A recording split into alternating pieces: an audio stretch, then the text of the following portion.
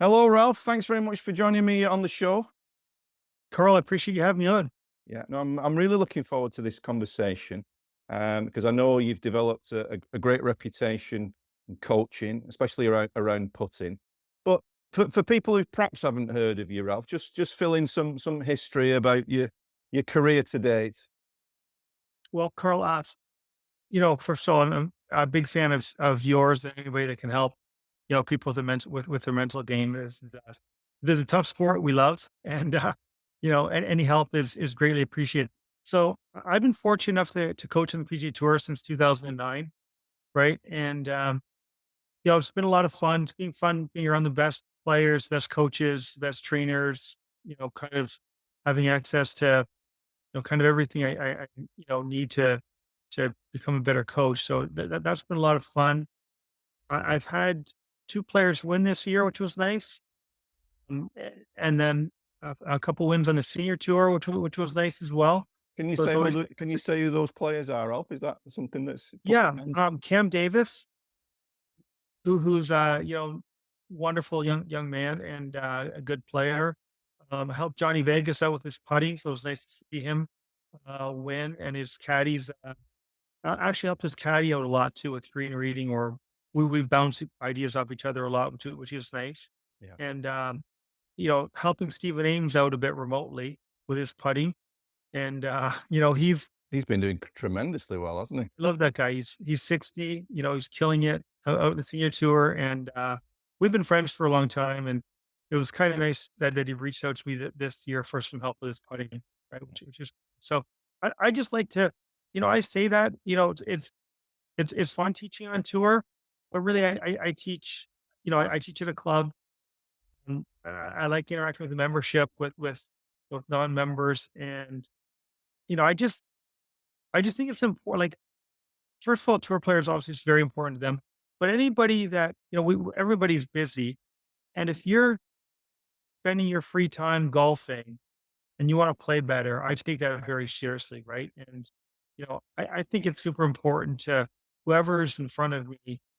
You know, I do the very best job I can, and I'm super lucky. I get to go to work in the morning. I get a golf glove in my back pocket. At 13, I was like, holy smoke! Oh, you own a golf glove, right? So this is pretty exciting to me. Yeah, no, I often say to people, I've been paid for my hobby for the last 35 years, so I've been very lucky. And how's your coaching philosophy evolved over the years? That's a good question. So, and I was hoping to kind of talk to you about this too, but you know, one of the things about maybe 6 or 7 years ago, a couple tour players came up to me and they said, "Hey, Ralph, you're a putting coach." I go, "No, no, I coach everything." They're like, "No, you're kind of a putting coach." I'm like, "I." And they're like, "Look at you! You help this guy, help this guy, help this guy. Everybody thinks you're a putting coach." I'm like, "Okay." So then I had more people coming to me for putting, which is great, and they do help. It is amazing. So what I really realized, you know, with my own game, first of all, right? Because I played college golf in the States, and I was trying to become a great player, and at the time there wasn't really coaching out there that could either you. It seemed like you were either good or you weren't. And so when I quit, I kind of thought, hey, I want to try to become the kind of coach that that me and my generation really never had, Yeah. right? So that's kind of how I got into it.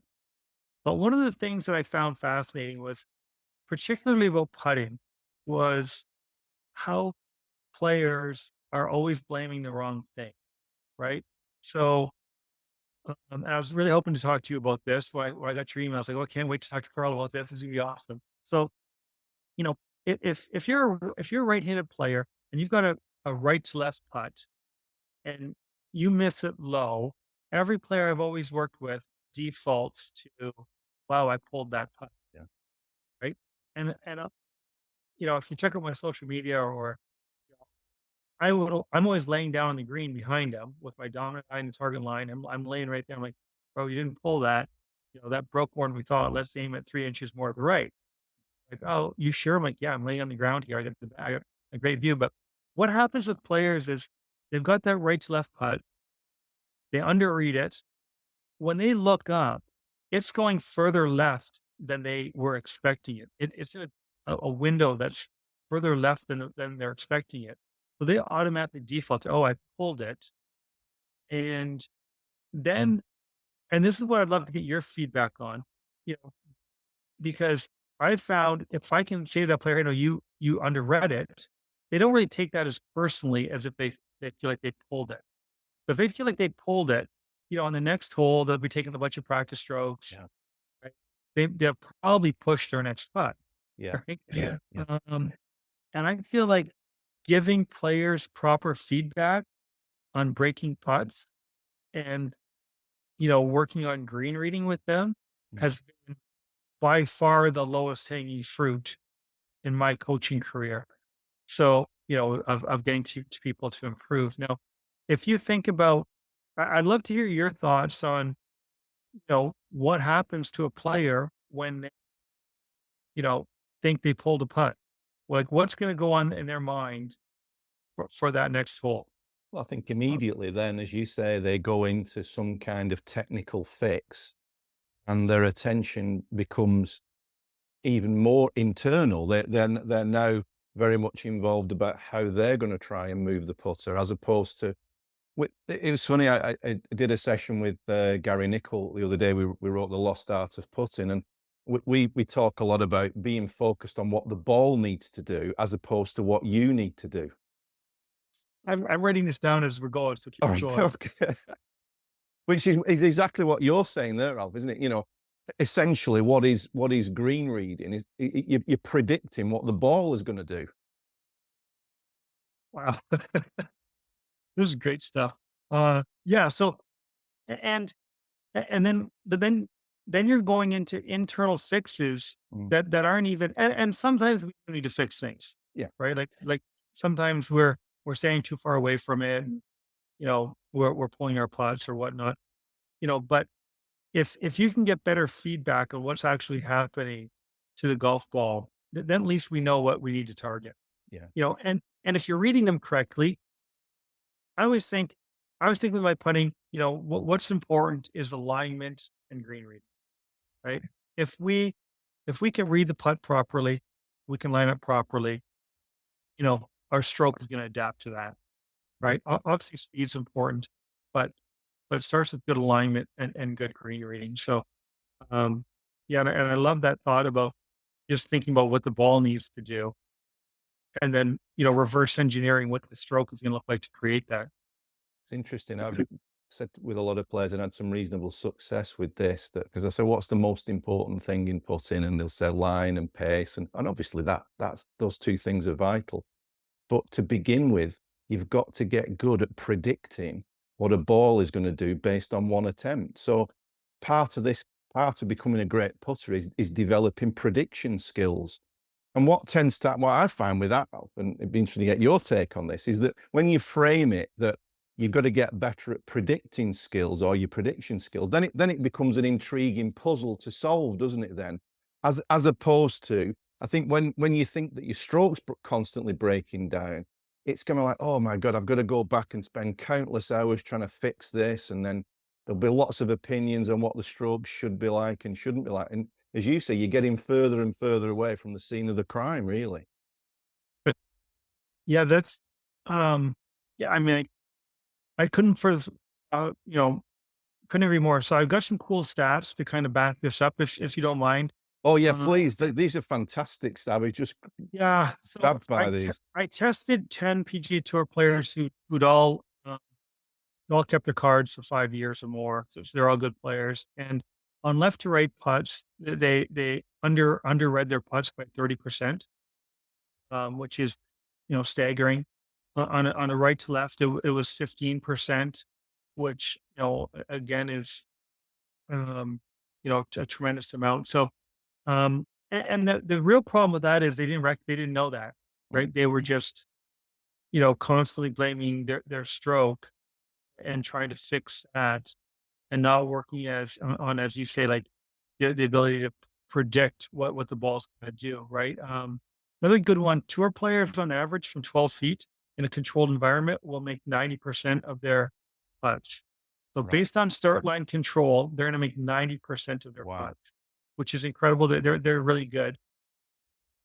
Yeah, actual make percentage on the PGA Tour is from 12 feet is 30%. Mm. There's a percent difference in make percentage. That's not start line, right? So to me, we should be targeting that Yeah. 60% as the area that we can improve on. And I've been fortunate. I've coached on tour for so long, and I track the stats of my players. So I track, you know, strokes gained is a wonderful tool, obviously, Mm. and I use data golf, quite a bit. I don't know if you've heard of that, but it's a great a couple of economists that actually that's the kind of funny thing. Talk about hobbies. They just got into it to improve their day job skills, Mm. right? And then their business blew up. Um, but what I do is I track people's putting before they work with me, then during, and the average player hits up point 0.6 shots a day with their putting on PGA Tour, which is Wow. It's a lot of significant. it's a lot of dollars, that, isn't it? A lot of money. Yeah, yeah. So then, um, and I feel like I know, enough about the putting stroke for sure. But I think that the big thing that I've noticed the change of those players is they don't automatically default to the thinking they push or pulled it. Yeah. So to me, I've got, I know we're going to talk about it a little bit later on. I've got the, Tor Reed greenery system, but if Mm. you can go to the first hole and you think it's a 2% low and you miss it low and you're like, oh, okay, well, that was actually 2.5% slope. Mm. Then I feel like mentally you can go to the next hole and you're fine. Mm. Whereas if you think, hey, I pulled it, right, then you're in a very difficult position to recover from because you actually pulled a putt to try to fix something that's not broken. So I think a really important point with this, Rob, to me, with golf, not just with putting, it's not so much the bad shots that's the problem with golf, because they're going to happen, or the bad putts. It's how we explain those bad shots to ourselves afterwards that's the critical key. And as you say, if you can explain that putt that you've missed on the low side as an incorrect read, you move on from that and become curious about how to read the next one better. Just on that though, Ralph, why is it, would you think, what's your take on why that is so predominant? Why do we underread so much? What is going on that creates that problem? what's funny? I spent my entire adult life on this, and I'm not quite sure. I know John Rahm had a good quote a couple years ago where he said, every time you miss a putt, the announcers say, "Oh, he pushed or pulled that one," Yeah. right? And so if that's what for most of us, that's part of our introduction to the game is watching golf on TV. And if that's what we're hearing from announcers saying, "Oh, he pushed that one, he pulled that one," it it's very binary. If it Mm. goes to the right, you pushed it. If it goes left, you pulled it, Yeah. right? As opposed to you don't hear a lot of discussion on, hey, why don't we, you know, as you mentioned, so wonderfully, like get better at predicting what the ball's doing, Mm. right? And so I think that's part of it. And you know, up till now, we didn't have a great way to practice our green reading. I feel like golf instruction has been centered on trying to make the path of your putting stroke better, Yeah. which is kind of funny because the path doesn't actually impact the start line very much, right? It's much more the club face that affects our start line, and I get if you got a better path, it's easier to control the club face, but it seems like 85% of the instruction I see out there is based on path, Ah. and which is such a small component. Mm. And if I can digress a little bit here too, I also find that I'm big into having great posture. I think you know, I think it takes a little bit of work to make something look easy, Mhm. right? And if we could have a good posture, that path becomes more natural, Yeah. right? I see too many people with, you know, not enough knee flex, their upper spine's hunched over to get down the golf ball. and they're trying to route their hands in a pretty unnatural way from there Mm. over some path that, is super route, like, is so far down that the I The guess the order. chain what's important. Mm. So I always think, like, first thing I would do with players, get them into a good posture, right? Get them into a good setup so they can, make a repeatable stroke quite easily. And, once we can do that, then we just work on green reading, and people make a lot more putts. And I feel like it's more enjoyable. I love what you said about you go to the next hole and you're curious about how to predict it better. Mm. That's amazing. Mm. Uh, I can see why you've had such a good career for so long. I've always wanted to talk to you. Nice. By the way, I'm gonna if you don't mind if I ask you a question here, do Sure. you? Sure. Yeah. So my number one, I've always thought like a great way to play better is to get over your bad shots quicker, Yeah. right? So if, and when I played professionally, didn't have a ton of money, but I would, sneak into libraries or go into libraries, go to bookstores and read every self-help book I could or everything I get my hands on. And, you know, anything I thought would help me, right, to overcome that. And you've worked with great players and then players all over the world. So maybe share some tidbits on how we can get over our bad shots quicker. Because I had a bad round Tuesday. I wouldn't mind some help, with that myself. If somebody said to me, "Rolf, what's the number one skill of the mental game?" I would say it's the skill of acceptance, and it's a skill that needs to be developed. So I would say that the ability to get over any individual shot actually starts before the round starts in terms of a willing commitment that you're going to commit to whatever happens to the golf ball, left, right, high, low, whatever's going on. There's a willingness to accept the reality of that. And I think there's what most people tend to do is they mistake acceptance for resignation. Acceptance doesn't mean that you're happy about a bad shot or there's not a little bit of reaction to it. Acceptance is a willingness to deal with the reality of the game. And the reality of the game is no matter what anybody does from a technical perspective, nobody can protect us from hitting poor shots. Uh, to me, the paradox is that the more you develop the skill of acceptance, the more things tend to settle down. It's like the elephant's out of the room, really. Because I think a lot of people take instruction in the hope that the instruction will protect them from bad shots, but it never will. But, Trevino didn't work it out, Mo Norman didn't work it out, Ben Hogan. I know they got very close, but nobody's worked out how to avoid bad shots, have they? So I think, you know, in answer to your question, and nobody's ever turned it around when I got interviewed on my own podcast. So I think that's great. No, I think even realizing that the skill of acceptance is probably the most important thing that you can develop, I think is a big starting point. That's wonderful. So you brought up Mo Norman's name. So I used to golf love Mo, right? So growing up, I played a lot of golf with Mo Norman, and Did you really? yeah, yeah, a lot. Yeah, Wow. he was a bit of a mentor of mine. Well, a bit of a mentor of mine, and I'd play golf whenever I was home. Every Wednesday at a standing game in a threesome, and if I was home, I could join them, right? So that was a lot of fun, and he taught me so much. Um, and it's kind of funny. He taught me things twice at PGA Tour events.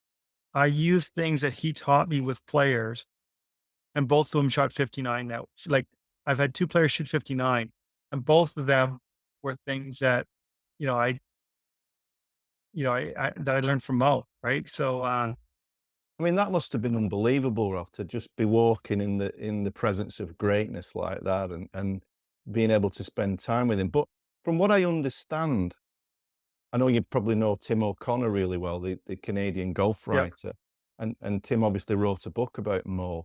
And what bit I've studied of Mo was actually really in tune with the mental side of the game, wasn't he? 100%. Yeah, 100%. So there was, um, the ninth hole at our club would always give me sits. And it's like, Mo, this hole, I get up there, I see the OB left, I see the trouble right. That's all I see up here. And he's like, "Don't look up. Just pick an intermediate target, 4 feet out. If this hole bugs you, don't look up. Just Mm, get a little bit like in that instance, I was being a little bit more of a cocoon, right? yeah, Maybe more internal, but I just mm. wouldn't, and from that day on, I started playing that hole really well. So any hole that kind of gives my players problems, like going, just don't even bother looking up. Like just It get sends a shiver down my spine that because it's something similar I've used with players that and the fact that Mo said that it reinforces it even more for me because when you stand on a hole that you don't like, it's only the perception of the task, isn't it, that you don't like? It's that when you look up that you see trees or out of bounds or whatever, it's the perception that that is the task to send the ball out there. However, if you feel that the task is to send the ball over something a few feet in front of you, that's a different perception altogether, isn't it? Yeah, yeah, that's a good way of putting it. Yeah, Mo was great. I don't, I could, I keep meaning to do some videos and all the things I learned from him, but that was a big one. Um, Mm, he also taught me how to. You ever have the problem? I get a lot of players who will say, "Oh, I can't match the ball up with my putter. Like I don't use a line on the ball mm, because it it doesn't match up." I've got a great drill that I got from him too. That I call it the trust drill. You line the ball up, right, and then you like, let's say you read it right edge, you line the ball up to the right edge, and then you're not allowed to look up at the hole. So all you have to go on is that. So you're basically breaking a skill down by lining the ball up first.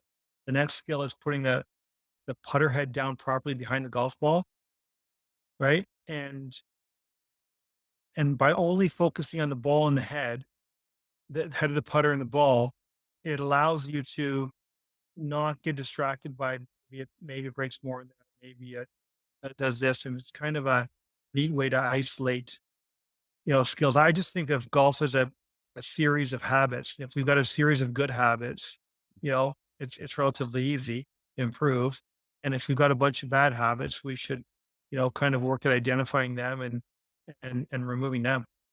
it's interesting, Ralph. We had a lady on a few weeks ago called Laura Carey, who's a scientist who studied the brain activity of people when putting, and all her research is suggesting that when people put well, it's as a result of brain activity reducing over the ball as opposed to increasing. And I said, sum up your work, and she said, commitment.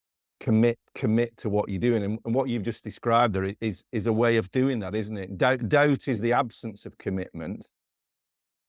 Yeah, I think it's if commitment's huge, obviously, and I think that if you can have a process that builds commitment in in every part of it, Mm, it's much easier. So, excuse me, if you say, you know, I'm committed, I'm committed to this line. I'm committed to starting this, 5 inches right of center, mm, right? And and then you put the line down on that on that line, like the line of the golf ball, right? You line your putter up at it. I think the final step is to be committed to where that ball's gonna be entering the hole. yeah, So as you say, hey, I've got this coming in at 5 o'clock, right? Then you're building in a speed component with it as well. yeah. So if you could do that, I feel like you're in great shape. I like to talk to my players a lot about swing thoughts, right? I'd love to hear your thoughts on that, but I feel like, you know, it is we want to have something very, very simple. Mhm. In my mind, what's worked best with my players if they've got something very simple that is working towards something that, is kind of is positive. So we're also not trying to not do something, Yeah. but we are, taking a practice stroke and we're thinking about the finish position of our putter, right? And that's our only goal is to get into that finish position. Our only goal is to, whatever it is, something simple that we're committed to, as opposed to I see too many people who are like, oh, I'm going to will this ball into the hole, right? Which Mm, it doesn't work for everyone unless you're a Jedi or to yeah. bring up a sports show. Yeah. But what are your I don't know what your thoughts on swing thoughts are. Well, I think for me, if you look at a putting stroke or a golf swing, it's over within a split second, isn't it? It's a second in time. But that split second is actually an eternity for the mind in the sense that within, we've all experienced it within a golf swing. It's unbelievable how many thoughts can pop into our head, into our mind. So for me, I call it the one point of is the idea that can you find something that occupies your mind for the entire duration of the swing?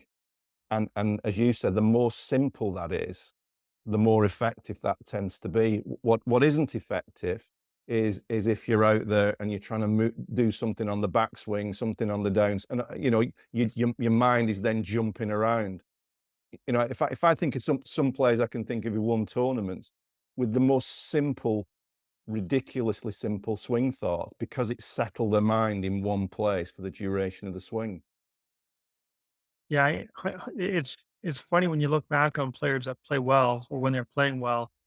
It's kind of funny too, but I feel like sometimes that swing, um, maybe a problem players have is going back to a swing thought, even though it's simple, that worked 2 years ago. Hey, 2 years ago, I used that and I had a great month of golf. Mm. Well, that swing thought might be gone, Yeah. right? And I feel like players spend too much time chasing old swing thoughts, right? Rather than maybe, yeah, let's come up with something else that's simple that that might work. But fine line there. And I'm delving too much into your into your Uh, lane. no, I Well, think that's I think it's a here. really interesting subject, and the other thing for me is that I firmly believe, and Gary does as well, that the more we can be focused on the shot that we're trying to produce, the question is, does the shot create the swing, or does the swing create the shot? I think the more that we are invested in being really clear on what shot we're trying to play, I think then very often what happens, feelings emerge as a result of being absorbed in the shot that you're trying to create. And then it's fresh in that moment. You're not trying to drag up something, as you say, from 2 years ago or 3 years ago. Yeah, I mean, feelings emerge. Wow, you're. I've got a half page of notes here. That's amazing. Um, But just yeah. just So if I can just come back to Mo, because I am fascinated by his life story. What was the experience of playing golf with him like? What sort of memories do you have of that? Or what things really stood out? um, the more you got to know him, once his shyness would go away, and he was, you know, hate to say it, he was kind of just a normal person, whereas that wasn't the persona that people got just from meeting him. He was very, very good. He had incredible he was obsessed with divots. He didn't wanna have his round ruined by divots, so he'd practice endlessly out of divots. He could no problem hit a 4 woods out of divots. He would hit 6 in a row, each one consecutively higher than the last, all out of a divot. It was incredible. Uh, like he is a I got playing pretty well. So I thought, hey, I said, hey, Mo, let's play for some money. To say, right? He's okay. Do you know what automatic presses are? Right. No. So, okay. So, anyways, we had a game. He said, I'll birdie 1 and 2 and 10 11. I'll par everything else. Give you a chance. Right. He birdied 1 and 2, birdied par the next 7, birdied 10 11, and then parred everything else. Like he was a very, very good player. Right. Uh, Great guy too. Like he'd, he wanted you to work hard, and he worked hard. Mm. I mean, he pushed me to work so hard. Like, I'd say I hit 500 golf balls that day. He's like, "What happened? Like, why'd you stop?" Right? Yeah. Yeah. Uh, I think nowadays, though, that's we can bypass all that, right? We don't need to do all that because, learning's more efficient now, right? But no, he was a wonderful guy, taught me a lot, did different shots to hit. Golf's a challenging game, right? Right. I mean, It's played outdoors, conditions change. He was, well ahead of his time. He was speaking riddles too, though, and make me figure things out on my own. Woody. Great. Yeah. Yeah, I was lucky. I had some mentors in my career, which is, I'm trying to do the best I can to return the favor, which as many coaches out there as I can now, though, for sure. Yeah. So back to the putting, Ralph. In terms of the Tor Reed app, just go into some detail about how that actually works, because I've seen a little bit online, and it fascinates me, and I just think, for, as you were saying earlier on, low hanging fruit, if everybody could embark on getting better at green reading, it could transform the putting.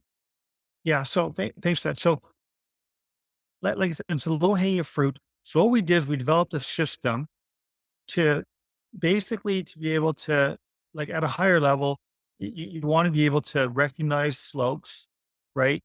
And then, in your terminology, accurately predict what the golf ball is going to do on those slopes, right? So it's kind of a three-step process. Phones are unbelievable now, right? They've got so much stuff in there. So your phone has a 360-degree level in it. But what the app does, you put it basically you put it between a golf ball and the hole. It measures the slope of the ground and tells you where to aim it. That's the first step. Now, so you'll put it down, tap it. It'll measure the slope of the ground. You have to input how many feet your putt is, and it'll say, okay, this putt breaks 12 inches, Right. right?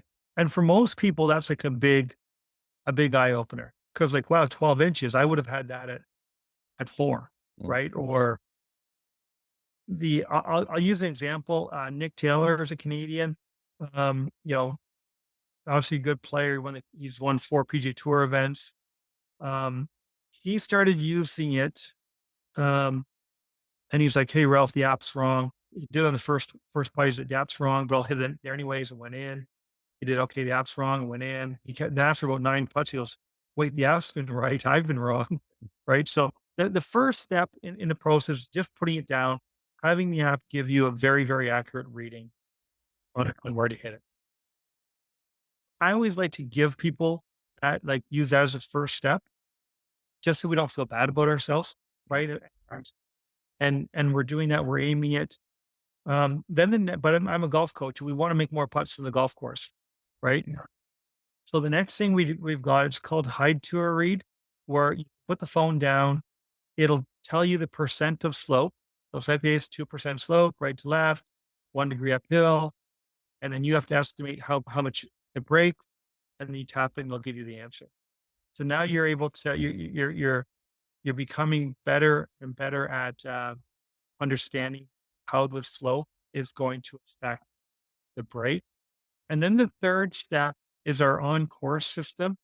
So we've got an on-course system that is kind of the magic sauce, I feel like, of the system, because it allows you to, go on the golf course, use it, and, you know, get way, way better at reading putts. Mm. Like, it. And, when I first started this, it was hard to convince people to do it. But I'll just use tour players as an example, because they're, friends of mine. That's kind of my little world. But, I've had tour players come up to me like, "Why did a player win?" Well, I didn't even know him. I just found his acceptance speech after. It's like, "Wow, I've been using Fury, really helped me win this week." Right. Awesome. Wow, thanks for that. Like, I saw him the next week. I was like, "Hey, thanks for that." He's like, "Well, thank you. I won 1.5 million." Right. But so we really designed it for the average person, though. Yeah. So the on-course system, we teach it right in the app. I'm pretty proud of the video tutorials in the app. I worked really hard on those, because it's a whole like, we also teach you, you know, the setup routine, all that kind of stuff. But basically, just to recap, it's a 3-part system. Put the app down, gives it a read. That's the first step. Just doing that for a few days, like, wow, that's pretty cool. Like, that putt breaks a lot, or Yeah. wow, I would have had that a little higher, right? Next step is, making you estimate how much it breaks, right? Mm. That percent of slow. So you have to predict. Yes, you have to Yeah. predict it. And the third step is our own course system, which is weaning you off the app, so that you're able to use it, use it on the golf course. And it's, you know, I wouldn't have I wouldn't have tried to come up with a second best system in the world, right? So I'm pretty confident this is by far the most accurate green reading system, right? And it's super easy to use. Mm. Green reading up till now has been the h- the hard. I was getting confused. The steeper learning curve, but it's been the hardest skill to learn in golf, Yes. Yeah. right? Because A, it's just been trial and error, and B, we've already talked about the fact that people don't even recognize what they're doing, But right? as Because we said earlier on, Ralph, people don't realize they're bad at reading greens because they ascertain the, as we said early on, that the problem was I pulled it, I pushed it. So the green reading doesn't get blamed, does it?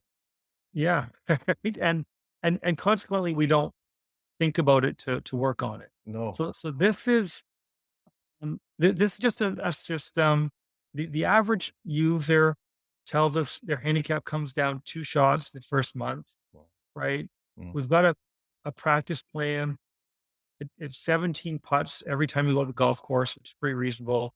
It takes 10, 12 minutes, and it's pretty easy to start to recognize slopes, understand how much it breaks. If I can say one, give another plug here, and I hate to do this, but no, I've got a couple of cool articles on in Golf Digest. In I did a study on where to best stand to determine the grade, right? right. Or, I'm sorry, to ascertain the slope, right? So you see a lot of people standing over the line, right? I feel like the simplest way, and what worked best for 85% of the people I studied was going to the low point and looking uphill. So I just tell people, as you're walking up to the green, just kind of take a look at the green. You know where your ball is, you know where the hole is, and what you should be thinking of is where am I going to be reading this putt from? Mm, So then when you get to the hole, um, if you think about a triangle, the ball, the hole, and you would yeah. be at a triangle. You'd be looking uphill. That's going to be the best spot for the overwhelming majority of people to ascertain the slope. I did a bunch of research um, on optical illusions, Yeah. right? Yeah. Um, Research on like how they build airports, and they obviously don't want pilots, dealing with optical illusions, Mm, right? But so if we're looking downhill at the putt, we're going to underestimate the slope by 25% on average. right. Right.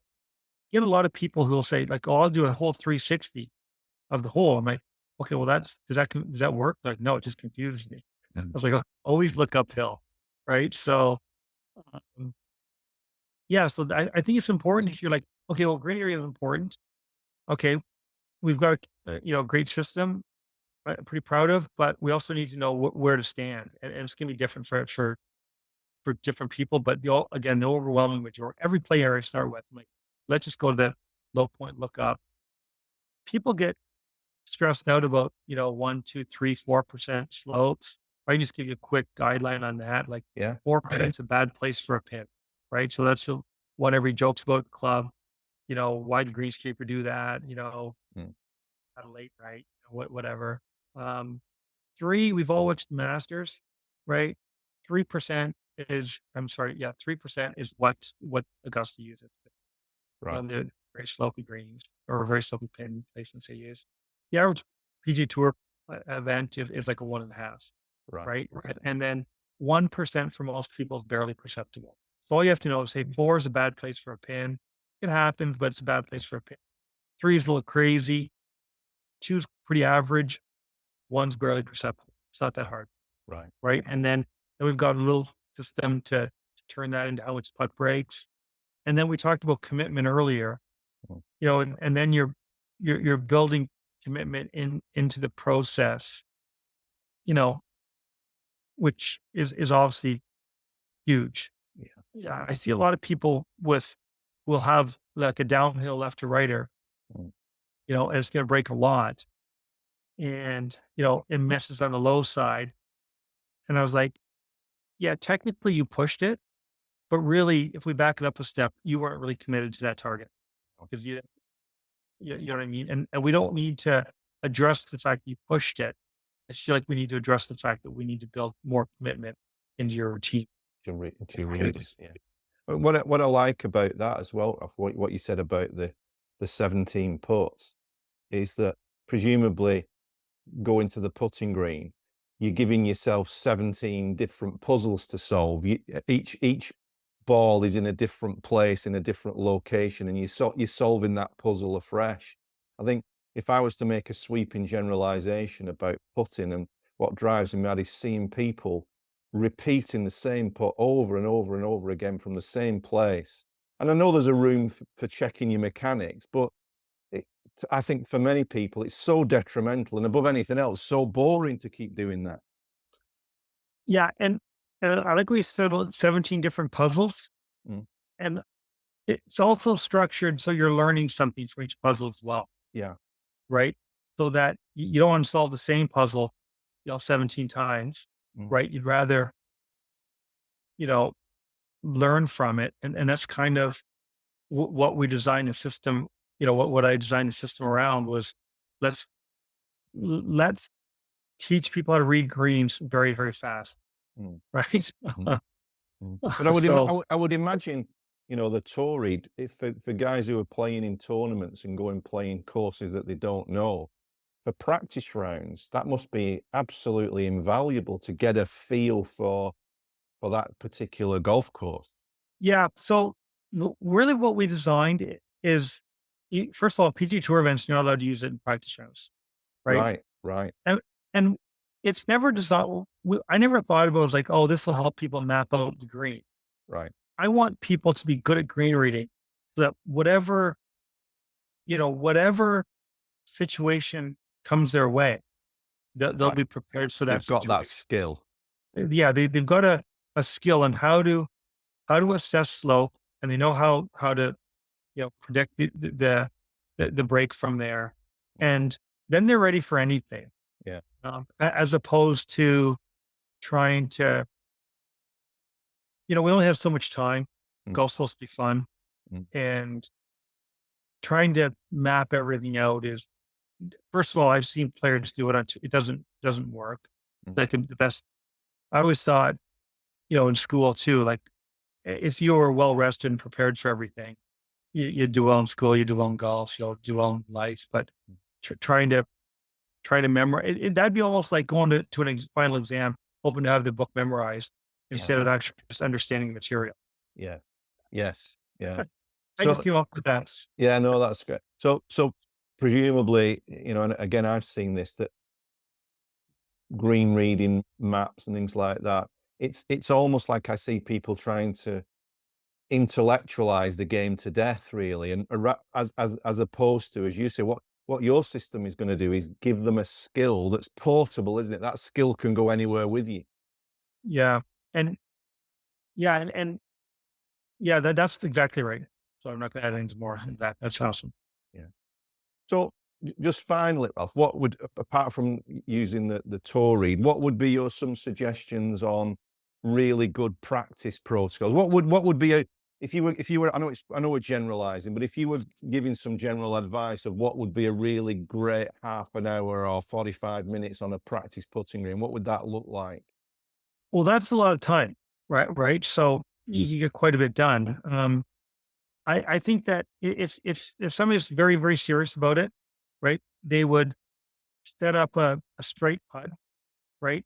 Maybe a mirror, chalk line, something straight putt. Get their mechanics sorted out. Basically your posture. Your first step is making sure your standing is the appropriate width, the appropriate your eyes are over the golf ball, that type of stuff. So I'd spend. You don't have to spend much time doing that though, right? Like 4 minutes. Yeah, Would, maximum. would, Yeah, now that being said, maybe 5 minutes because it takes you a couple minutes to set it up, yeah, right? So let's say 5 minutes on that.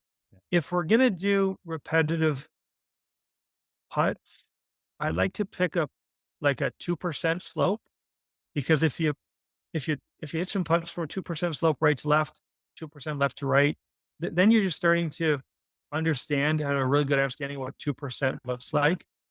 That if you know what 2% looks like, it's pretty easy to tell what a three looks like. and a one looks like. So that's kind of a nice little way to get that started. And then I like to do random green reading drills, Mm, right? They're all in the app. But basically your start I like to start off with giving you the information so that our we don't want our pride to get hurt, right? So mm, by guessing correctly to start with, so give them the information, gradually wean them off that over the next, 15 minutes.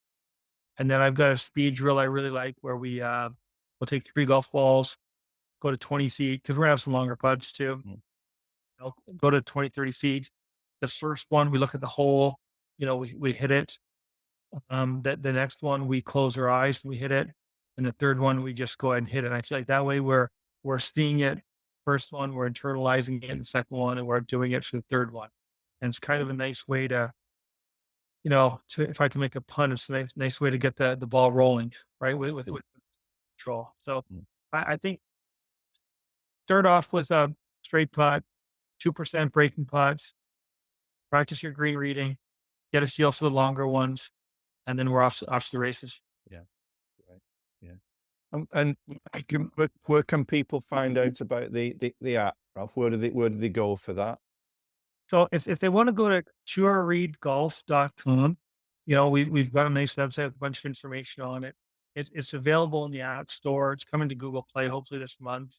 And yeah, I'm super. It's been a lot of fun getting feedback from people around the world. Telling me how much their playing's improved. Mm. Well, it's been a fascinating conversation. I really thoroughly enjoyed that. I think everybody listening will have got an awful lot from that.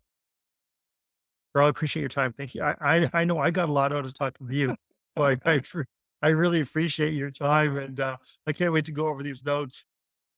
No, that's been great. Just one last thought then, Ralph. If you were going to summarize everything that we've said today and leave people something, what one last thought, what would it be? I would say don't blame your stroke when for a misread putt. Yeah, yeah. Let's leave it there. We don't need to add any more than that, do we?